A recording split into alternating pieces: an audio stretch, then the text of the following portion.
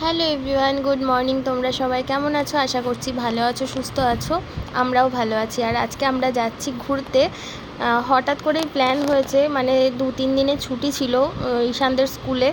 তো ওদের অফিসেও ছুটি ছিল, তার জন্য হঠাৎ করেই প্ল্যান করা হয়েছে যে আমরা সামনে কাছে পিঠে যেটা পাবো, মানে যেখানে ভালো জায়গা সেখানেই ঘুরতে যাব। তো কাছে পিঠে তো দীঘায় আছে, দীঘাতে যাচ্ছি আজকে। আর আমাদের ট্রেনটা প্রচুর লেট করেছে।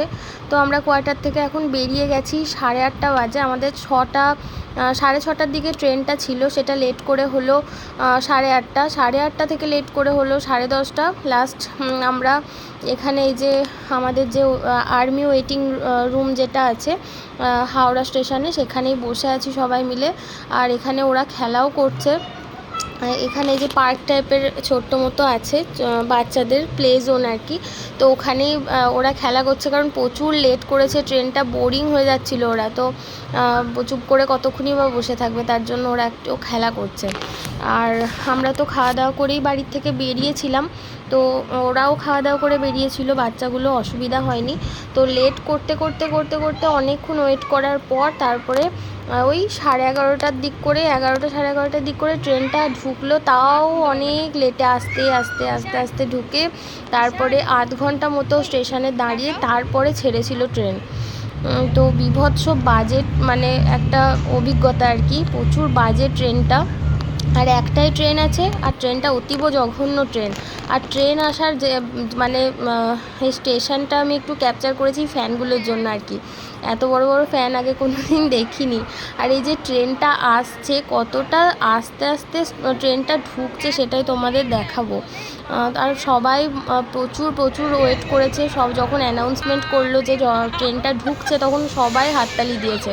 মানে এত ওয়েট করে, এত গরমের মধ্যে যে কী কষ্ট। তারপরে ফাইনালি এই যে আমরা ট্রেনে উঠেছি। ট্রেনে এসিটা আছে বলে রক্ষা। তো এই ট্রেনে উঠে পড়েছি। আমরা পৌঁছাতে প্রায় 3টে বাজবে মনে হয়। তো আমরা তো খাবার খেয়ে বেরিয়েছিলাম ওই 8টা 8:30টার দিক করে। তো সেই জন্য মানে খিদেও পেয়ে গেছে আমাদের সবারই। তো ট্রেনে যা উঠেছে তাই খেয়েছি। আর বাচ্চাগুলোকেও সেগুলোই খাইয়েছি। কিছু করার ছিল না, কারণ আমরা তো জানতাম না। আমরা জানতাম যে 8:30টাতেই ট্রেন ঢুকে যাবে আর ঠিক টাইমে আমরা পৌঁছে যাব। তো যাই হোক, তো চলো আমরা এই যে দেখো পৌঁছে গেছি। ড্রেস চেঞ্জ করে আমরা এখন যাচ্ছি। এখন বাজে ওই 3:30 মতো। এখন যাচ্ছি স্নান করতে। তো দীঘায় এসছি, ওটাই মেন, স্নান করাটা। মানে সেরম দেখার তো সেরম কিছু নেই, শুধু বীচগুলোই আছে, আর কিছু তো নেই। তো স্নান করতে চলে গেছি। মোটামুটি 2-3 ঘন্টা স্নান করার ইচ্ছা ছিল, কিন্তু 3টে 3:30 মতো যেহেতু বাজে, তো মানে খাওয়ারও একটা ব্যাপার আছে, গিয়ে ভাত খাওয়ার ব্যাপার আছে।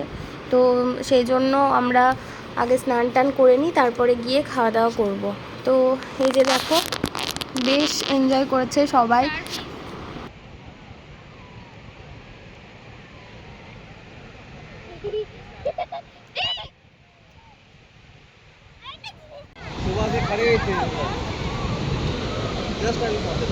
তো স্নান টান করা কমপ্লিট। রাত্রেবেলায় আমরা একটু বেরিয়েছিলাম ঘুরতে।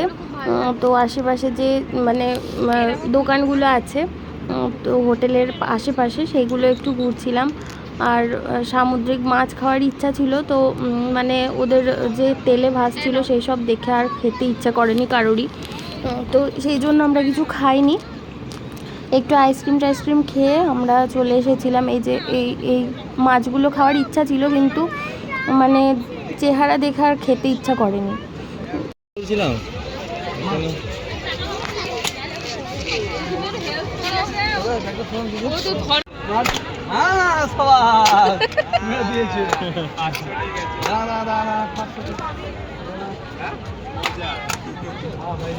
ঈশান ব্লু কালার, ওইদিকে মারো।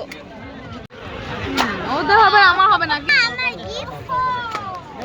কি করে কোথায়?